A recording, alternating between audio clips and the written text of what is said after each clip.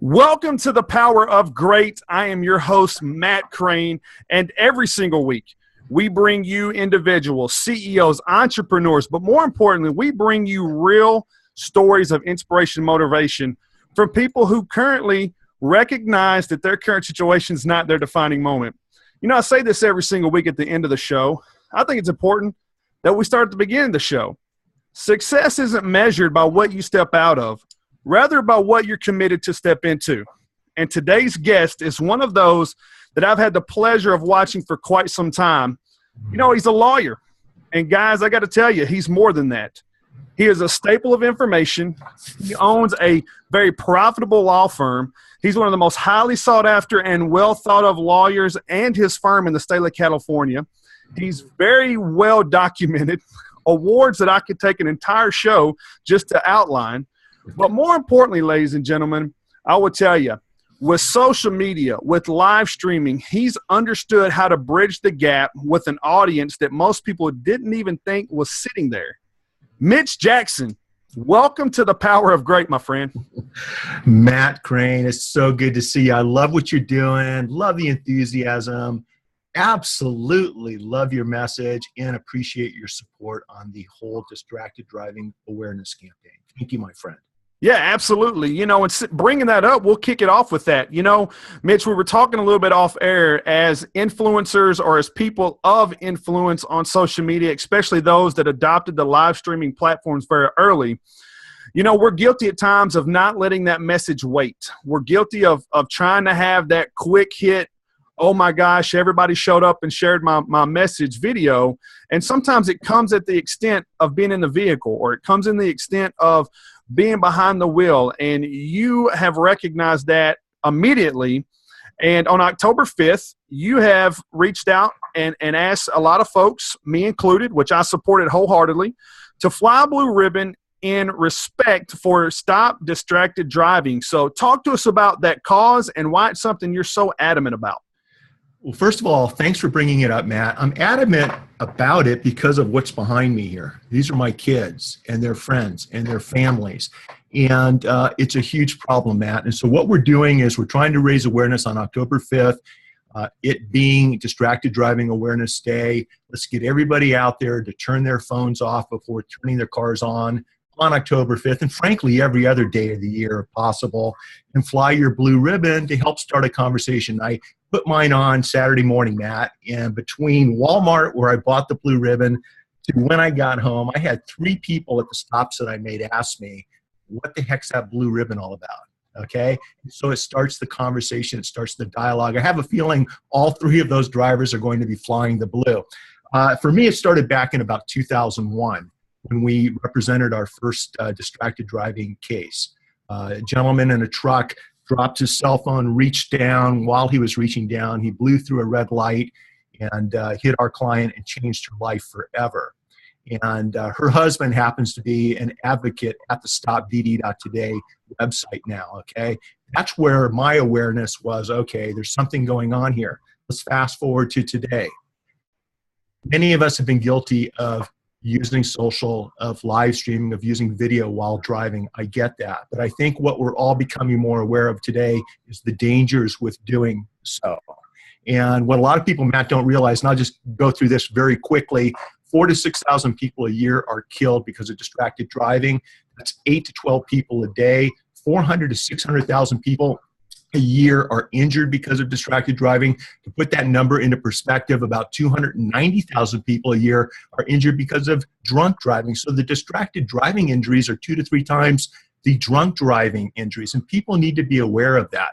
And so what we're trying to do is get everybody on the same page. It doesn't matter what we did yesterday or what we did this morning. It's about moving forward, raising awareness, and basically keeping our streets safe from distracted driving. So yes, it's something that I'm very adamant about. And the reason it's October 5th came around, Matt, and you should know this, is my son's in Interact. Rotary is the largest community service organization in the world. At the high school level, it's called Interact. And so their project this year in Orange County, which has about 40 Interact clubs, 40 different high schools, is to help raise awareness as to the dangers of distracted driving. So they got together, they picked October 5th because they thought it was a day before the holidays.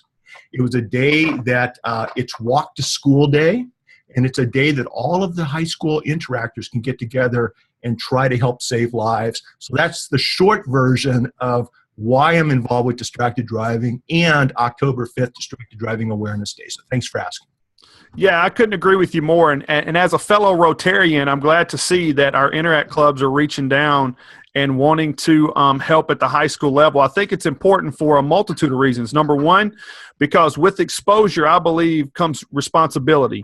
And social media has given us blue-collar guys an opportunity to get exposed. But yet we have I think we have more of a responsibility than A-listers to show how to be responsible when using that, because we're reaching the mass amount of audiences. And so I couldn't agree with you more, and I'm proud to see that those high schoolers there are taking that and running with it. It's something I'll definitely echo here as well. Yeah, let's do that. I did not know you were a Rotarian, and that, I'm a fourth generation Rotarian. Okay, I'm past president of a Rotary Club back in 94, 95. This year, Matt, I'm the district chair for Interact. So I'm overseeing the interactors in our district. And for those of you who aren't familiar with Rotary, it's the largest community service organization in the world. 1.3 million Rotarians in 175 different countries, 33,000 clubs worldwide. Go to rotary.org to find out how you can get involved. Great community service organization, isn't it? Oh, absolutely. And as a first-generation Rotarian, it's something that I'm actually proud to know that I'll be able to pass that opportunity down to my children as well, and knowing that it was built on the back of service, not anything else. And that's what's so important for me. But, moving right along, Mitch, one thing about you that is so intriguing is that we were talking a little bit about this as well, is that, when people see the term lawyer, okay, they're thinking very one-dimensional. They're thinking, oh, well, they're going to prepare, they're going to go to trials, or they're going to settle out of court, or, this, when in reality, you've become, and I'm just going to go ahead and say it, you've become an online sensation. You've become a superstar. You've been recognized by Mashable. You've been recognized by Snapchat. You've been recognized by No. Stop. And, what I wanted to really get to you from is that, what was that one moment where you said, you know what, I could really reach another group of people with a strong message through these platforms? It's the same moment that I think everybody in business, regardless of what you do for a living, regardless of what your company does, it's the same moment that they can have or they've had. And that was back in about 1996 when we put up our first website. 4 or 5 pages using Microsoft Front Page, did it myself, and about 8 months later, and by the way, it allowed me to answer the 10 most often asked questions that we get asked each week at our law firm and just put it out there. I didn't know what inbound marketing was. I didn't know what content marketing was, but I knew people had questions that they couldn't afford to hire a lawyer to get answered. And so we just put the answers and content out there. About 6 or 8 months later, we got our first $1 million case through the website. We'd had success in the past offline, but this was the first big case that came in through the internet. And I've never been accused, Matt, of being the brightest bulb in the lamp. But when that happened, I thought to myself, okay, I'm reaching a whole, demographic that's never even heard about our law firm before. There's something to this website internet thing. Fast forward through social media, one of the reasons I'd like to think you and I have connected is that I love to engage with people. I love to have conversations with people. And social media has allowed all of us to show our human side, to be transparent, hopefully to do the right thing. And you know what? When we make a mistake and we make that mistake online, that's okay. Just own it, just learn from it, and just keep moving forward. And so for me, you know what? And that's a great question. Let me just back up a second. I'm the first lawyer in my family. My mom and dad didn't graduate from college. I grew up in a ranch in Tucson. I was always one of those guys where I was protecting the bullies. I was taking on the bullies and protecting the victims, And I remember my dad telling me, Mitch, if you want to make a difference in this world, you have to get involved. You have to put yourself out there. For example, as a lawyer, you can help change the laws. You can hold bullies accountable and take them to court. And that was really good advice coming from my dad, who was a cowboy. And I followed that advice. And 30 years later, that's what my wife Lisa and I have been doing. And what the social media and internet and the digital platforms have allowed us to do is hopefully take that human side, that internal motivation that Lisa and I both have and share. And that's what's brought us together. We met in law school, and share that with our community and show our community that we actually want to help make our community locally, nationally, internationally a better place. And there's no better venue to do that than the digital platforms. And you already know that, but it's a game changer for all of us, isn't it? Oh, absolutely. And I think one thing that's very impressive with what you said there is that most people fail to realize that doctors and lawyers and judges and those professional, they're entrepreneurs as well. Absolutely. And for you to see that and say in 96, a website brought me $1 million client, and from that, how do I build upon that? How do I scale upon that? Shows that entrepreneurial spirit and something that so many people could learn from. Because, I get asked questions all the time. Well, Matt, how's important a website now with social media? You just proved my point. You really did it to help answer 10 questions that your law firm was getting every single day. And that ultimately led you to $1 million client, which has now just catapulted you to where you are. Talking about your background, because, I was fortunate where my dad was the only example I had of graduating college. And, how tough was that growing up in that foundation, especially being the son of a rancher, okay, where hard work was obviously distilled in you at a very early age. But how important was that to know not only that you were able to do something on your own, but have the support of your family while you were doing it? Well, the support of family is everything. And we've tried to instill that today with our family. Okay, we've tried to empower our kids. But for me, going back, my folks, the ranch I grew up on, Matt, we had guests. It was a guest ranch. We had people from all around the world come and stay at the ranch. And so I had the opportunity to sit down with Morley Safer from 60 Minutes at night and have a drink with him when I was, a late teenager, early 20s, and talk to him about business. I had a chance to hit the tennis ball with Pancho Gonzalez and some other people growing up on this ranch. So it gave me a unique perspective on the world. And I realized that for me to get to where I wanted to go, there were some steps that I had to take. And these steps might be a little bit different today than they were 30 or 40 years ago. But I realized that I needed to go to school. I needed to get out of Tucson once I graduated, which is what I did. Moved up to South Lake Tahoe, helped open up Caesars Tahoe, work up there for a couple of years. And then I thought to myself, this isn't really what I want to do for a living. A friend of mine who was a lawyer who I skied with every single day at Heavenly Valley said, Mitch, before you get married, before you get too much debt, if you want to go to law school, and you want to change the world. Yeah, I was that guy. I want to change the world, right? He's like, do it now, And so I remember giving notice, flying back to Tucson, studying for the bar exam, and it was tough. While my friends were out having a good time, I was putting in 8 hours a day studying for this darn bar examination. I was never I focus as being a student. I'm one of those guys, Matt, that squeezed a 4-year degree into a 5-year experience at the University of Arizona. And if I had to do it again, I would. It was a great 5 years. But what's made, and Gary Vaynerchuk and I talked about this a couple of weeks ago on the Show.live, what's helped me in court as a trial lawyer were the years that I spent being a waiter, a bartender, and working the front door at different bars around campus. It taught me people skills that you don't learn in school, you don't learn in law school, you don't learn online. And that's what's allowed me to get success or have success in the courtroom. So I look back, and what Gary and I were talking about is the things that we did back in the day that you don't really think about it having anything to do with your success. It's one layer of foundation built upon another, where when you fast forward to the present, you look back and you realize all of those things, your failures, your successes, the things you tried and didn't work out, the things that you did that you didn't think were important back then, all of these things come together to help us achieve what we want to achieve today. And so it's been an amazing journey, and I feel like I'm just getting started, dude. I honestly, I've never had more fun. We were at a big conference in Salt Lake City. I was keynoting last Thursday and Friday and emceeing, and there were hundreds of lawyers in the group. And it was so exciting, Matt, to talk about Facebook Live and to show everyone my Samsung Gear 360 camera. It was like they had never seen any of this stuff. So what's familiar to you and I and your audience what a lot of people need to understand is that 95% of the business world out there, the entrepreneurs out there, they're not familiar with any of these, any of these products or services.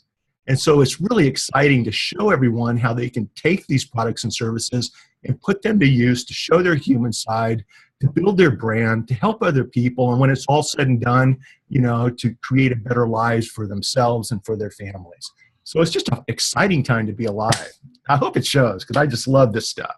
Yeah, I love the energy. And guys and gals out there on iTunes, SoundCloud, Stitcher, iHeartRadio, Pandora, you're live with myself, your host, Matt Crane, on The Power of Great. We've got Mitch Jackson on the podcast. And want to give a big shout out to the team at Rush Impact Media, Jeremy Warner and those guys and gals do an amazing job to help power up the power of great that we bring you every single week. And guys and gals, I don't know if you heard my man Mitch, but obviously on this video that's going to go across 6 different continents on our YouTube channel, man, he's fired up.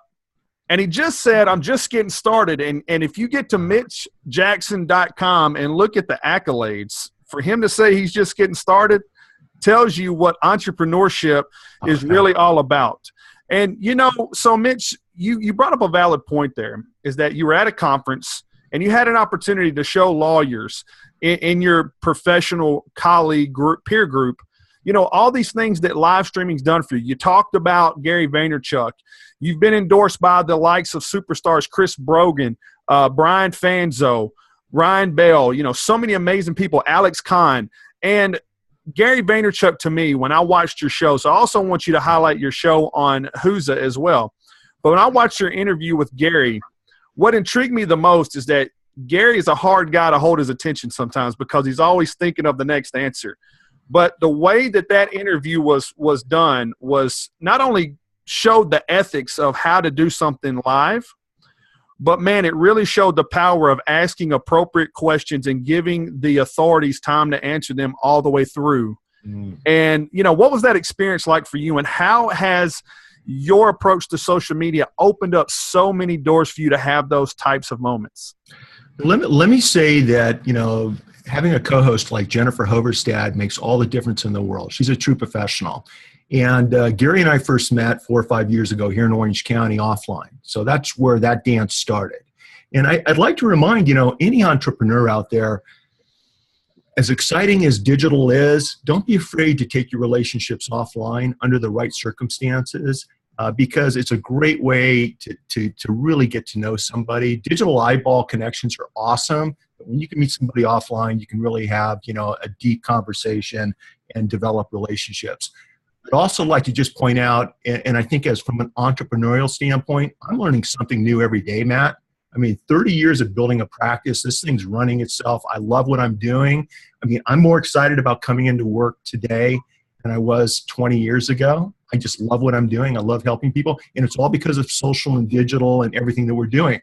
What's exciting right now is what you and I are doing, and everyone that's watching, we can touch people around the world with our products, our services, and our messages. And for me, that's really, really exciting. It's all about this right here.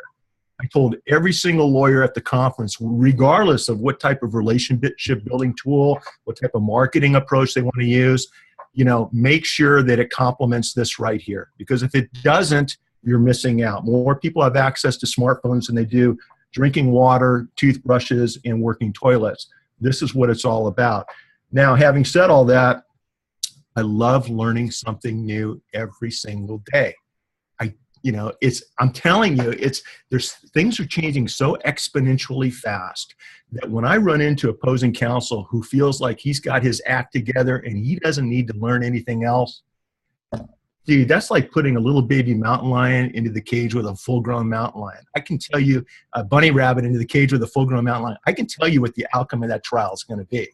Okay. And so I want to encourage everybody, no matter where you think you are on the spectrum of being an entrepreneur with respect to your success, however you define it, just keep learning and doing something new each and every day. Keep engaging, keep taking action, keep moving forward, keep learning from the hiccups of life, the road bumps in life, and keep pushing yourself forward. And if it gets to the point, and this is my little secret, sometimes it feels overwhelming, right? I don't care how much success you've had. Sometimes you're like, I need a timeout. I'll walk into Lisa's office and I'll say, honey, do you have time for lunch and a movie? And we're out the door. I mean, everything will be here tomorrow morning. So pace yourself, okay? People that talk about working their asses off 18 hours a day, that's a recipe to a quick life and a short death, okay? I have no problem. There isn't anybody I've met, Matt, that works harder than I do, and I really feel that way. You know, maybe you're the exception. This is just how I feel. I work my ass off. But having said all that, I can compartmentalize and I can stop. And when I get home and walk into the front door at the house, it's all about the family. It's all about taking care of my son's soccer needs or high school needs or my wife, whatever it might be. So it's game on at the office when it needs to be. And then when I'm home, it's all about family. And I would encourage everybody not to mix the two because, my father-in-law is one of my best friends. He was a milkman, Matt. And when he started off, he was loading mat crates on the back of a milk truck, milk crates onto the back of a milk truck. 20 years later, when I met Mike, he owned his own dairy distributorship and very successful. And Mike told me he's got Mike the Milkman's 3 keys to success. And the 3 keys to success are, number 1, you've got to take care of yourself. If you don't take care of yourself physically and mentally and emotionally, you're not going to be any good to anybody else. Number 2, take care of your family because that's what it's all about. Number 3, take care of your business or your profession. And as long as you understand those 3 keys to success and keep them in the right order, and frankly, most people sitting on the other side of my desk with legal problems, they're not keeping them in the right order. That's why they're here. As long as you keep Mike the Milkman's 3 keys to success in the right order, you're going to be in good shape for the long-term play, for the marathon in life. And if there's a takeaway from this show, I'd love people to just digest and really understand Mike the Milkman's 3 keys to success because that's what I premised my whole career on, and it works really, really well. Yeah, and, I love how you just went ahead and brought that to the forefront because I think for so many people, they see all these super successful influencers talking about you got to work, you got to work, you got to work, you got to work. And every entrepreneur, if you really are an entrepreneur, I think all of us at some point is going to say that no one works harder than we do. Mm-hmm. However, what I tell people is that you picked your moment to become an entrepreneur, whether that's single, whether that's married, or whether that's getting married, or whether that's having a full-blown family. And so for me, I actually agree with you there because I was failing to see that early on. I had a wife. I had 2 small children. I was flying all over the country. I barely saw them. And then my wife had that tough conversation with me. Hey, honey, if I'm going to do this by myself, I'll do this by myself. And it made me understand that at some point, there has to be a level of entrepreneurial awareness and responsibility. And part of me being a responsible entrepreneur was after my wife had that conversation, I no longer have individual goals. Our goals are done as a family. I know what her meaning of success is. I know what my meaning of success is. She understands that, hey, at the end of the month, it might be she sees me 3 or 4 hours. But in those 3 or 4 hours, I know exactly what she requires of me and expects from me when it comes to our boys, our home, and all those things. And so I agree with you wholeheartedly because I sleep better at night now. I wake up more enthused, and I no longer have to have the, well, why weren't you here talks or why didn't you get this done conversation. And, you're right, Mitch, because for so many people, Gary Vaynerchuk says I punted my 20s. Well, he did that at a time when he could do that. Unfortunately, a lot of folks coming into the game now, if you have responsibilities, don't lose sight of those responsibilities because you want selfish success. Would you agree? Yeah, absolutely. And I think that, look, when young trial lawyers ask me, Mitch, how did you get that result at trial or what's your secret to success or whatever it is, my answer, Matt, is I outwork the other side. I'm not smarter than they are. They know the evidence code better than I do. They know the code of civil procedure better than I do. I just out-hustle them, okay? But when I out-hustle them and I leave the office at 5 or 6 or 7 at night and I walk in that front door, I'm now a husband and a father. And it's not easy. Look, I'm like you. We had our conversations too, my friend. Lisa's the best thing that ever happened to me. She laid the law down. Look, this is the way it's going to be, or adios amigo. And, she never actually said that, but I think what I'm trying to say is that's what I was hearing. And so it's a balance. And I just want to encourage everybody, and I've represented hundreds and hundreds of very successful startups. I've represented people that didn't do that well. almost without exception, the successful entrepreneurs who I've helped start their companies, I've represented them in litigation, almost without exception, Matt, the guys and gals that were successful both financially, emotionally, from a relationship perspective, all had life balance. They had life balance. And so whatever that balance is for you or whoever's listening to this podcast or watching the show, I'm sorry about that. I told you ahead of time, we have a couple fires we're trying to put out today. Whatever that life balance is, you have to figure it out what it is for you and your family, and then execute on that and have an agreement, have an understanding, so that when it's all said and done and you look back in 70 or 80 years as to what your life was all about, and it's the old cliche, no one ever, while lying in their deathbed wished they had spent more time at work, right? So. Yeah, absolutely. And I think, again, it all goes back to that responsibilities. And as we wrap up the show, ladies and gentlemen, I think it's very important to Already know this.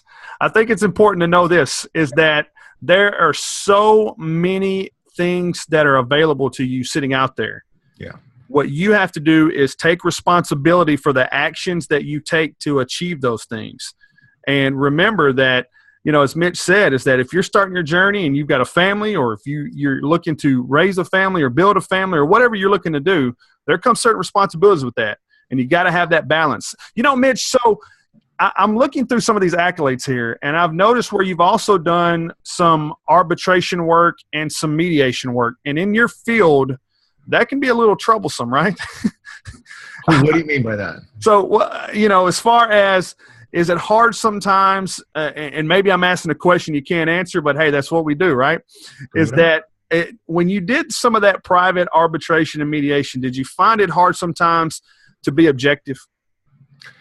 No, not at all. Because, look, the way I'm wired is I'm wired to help people. So on a private mediation or arbitration, people are coming in and they're looking for solutions. Both sides are looking for solutions. And if you can step up and in 3 or 4 or 5 hours mediate or arbitrate a case and help people get finalization in their life and move on, it's a really good feeling. I mean, it's hard to explain. So no, not at all. I'm pretty good at being very objective and non-biased in what I do. If, as a matter of fact, I served as a small claims judge for a couple of years down the street at the courthouse, I didn't like it. I didn't like it, Matt, because oftentimes I'd have two parties in front of me. One party I knew was right from what they were saying. The other side presented admissible evidence. And even though I knew the other side wasn't being straight up with me, I had to rule in his or her favor. If I didn't, it would be overturned on appeal and it would cost everybody more money. So that wasn't for me being a judge. But, look, the takeaway and what I'd like everyone to just kind of think about is you don't have to create the wheel like we did when I first started practicing. Today, there's so much information like what Matt just said available to all of us that we can tap into it and shorten the learning curve and take things to the next step. You had a guest on your show, Bob Berg, who's a friend of mine. I just love Bob Berg, and Bob's got one of the most powerful books I've ever read. It's called Adversaries into Allies. I won't even mentor a young trial lawyer anymore unless they've read this book. It's all about people skills. Now with social media and live streaming, having people skills is so damn important, and I encourage everybody, get Bob Berg's book, Adversaries into Allies. It will make you a better business person, a better human being, better on social, better on live streaming. I mean, these are the types of resources that you and I can tap into. And instead of spending 15 years learning how to do something, we can pick it up in a weekend. I gave it to my daughter. We were flying back from Amsterdam 2 years ago for New Year's. And on the plane back, I said, AJ, I want you to read this book. She read the book flying back in one sitting. It's like a 12-hour flight. And she's like, Dad, that was awesome. I said, I know it was. Every once in a while, your dad gets it right, doesn't he? Yeah, I love that. And I love what you said there. First of all, Bob Berg was an amazing interview. And the guy, I told Bob, I said, if there was ever someone that had a voice built for audio, it was Bob Berg, because his voice is just golden. But I like what you said there, Mitch, about the steering wheel. We don't have to reinvent the wheel. And it's funny because I think for a lot of millennials and Gen Ys and a lot of these Gen Zs is that they think they have to come up with all these new things, when in reality, a steering wheel is a steering wheel. It's just the components that go into it that make it different. And, you know, I think that something that you said there that was so touching to me, and it shows me more importantly an inside of your characters that, hey, these young guns coming out now, read this book. Because what I need you to do is understand that this is going to be something that's going to happen no matter whether you're the ace of your class or whether you just squeaked by in your class. You've got to learn this. So, Mitch, where are some other areas that our guests, our listeners can find out more about you, can see you more on social media and can really dig in? Something else that we didn't even talk about that I want you to also mention is, man, you got some of the most amazing drone footage. And I'd love for you just to go into that because you catch some of nature's just most beautiful moments through that. Do you find that to be a moment of peace and tranquility for you? Bingo. That's it right there. You know, when I'm doing my opening statements and closing arguments, the beach I usually fly from is where I'll walk and I'll think about what am I going to say to a jury, you know, and that's where I'll rehearse. I'll talk to myself and walk up and down the sand. But I've always been one of those guys, Matt, where I've always done silly and crazy things in my life. I mean, growing up, you know, I was a scuba diver, deep water certified, cave, night dive certified, flew hang gliders for years out of Tucson, Arizona, hang 4 expert rated pilot, rolled over from that because it was just too darn dangerous. This is before parachutes. All right. Now they've got parachutes to windsurfing, and started windsurfing and competing in California, Arizona, and Northern California. Always doing different things. During this whole journey, Matt, I've always rode and raced motocross. Just sold my bike not too long ago. And, you know, 38, 40 years of riding and racing motocross, you know, I've always just enjoyed doing different things. Having said all that, we just have to stay busy. Okay. And that's what relaxes me. And so now with the drone, I'll go down when the sun's coming up or the sun's going down. I've got the green light by the local lifeguards. They're not concerned with it. And I'll share these sunset flights.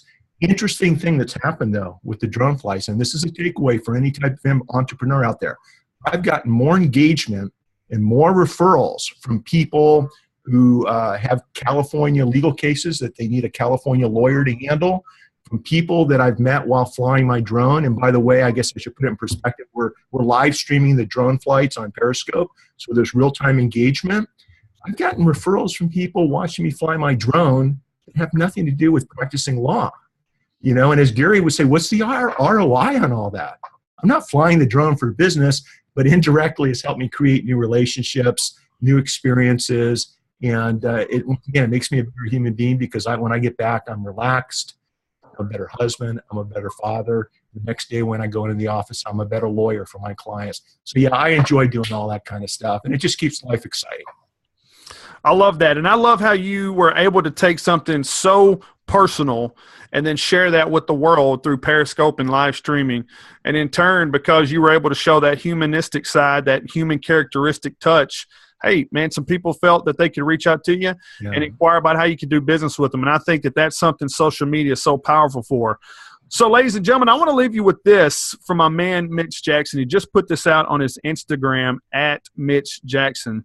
It's a quote from Abraham Lincoln, and I think it's very suited to not only what we talk about with stop distracted driving and all the things that we're looking at doing as far as being a streaming lawyer or an entrepreneur or anybody online, is it says, better remain silent and be thought a fool than to speak out and remove all doubt.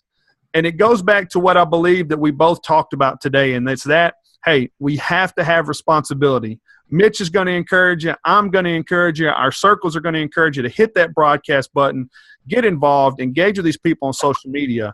But please do it ethically, do it honestly, and do it with integrity. And most importantly, do it from you. Don't piggyback everyone else. Be you and be who you are. Mitch, man, this has been a great time today. I'm so honored to have you. What's next for you, my friend? What's upcoming for you? Well, that's a good question. I'll tell you right now that Jennifer and I have some exciting guests coming up on the show.live, so we're still booking those episodes. And I'm looking at expanding streaming.lawyer, which is where I share all of my live streaming or live streaming related stuff. My law firm is over at jacksonnwilson.com. And I'm talking with Officer Mike Byers. I think you know Officer Mike Byers, iSocial Cop. probably one of the most well-known police officers on social. He and I are collaborating on a new show that's going to be coming out that has to do with law enforcement and legal and social responsibility. As you well know, Matt, there's a lot going on the social platforms, and there's too many people looking the other way. And that's just not the way I was raised. That's not the way it works in the real world offline. And I'm tired of people looking the other way on social while innocent victims are being harmed. So we're going to try to bring something that's going to be engaging, entertaining, informative, and useful and helpful for the community. And so it's going to be a busy last couple of months of the year, and I'm excited to be a part of it. Matt, thanks for having me on the show. If anybody wants to stay connected, just reach out to me on Twitter at Mitch Jackson. It's always a pleasure to answer your questions and do anything I can for you.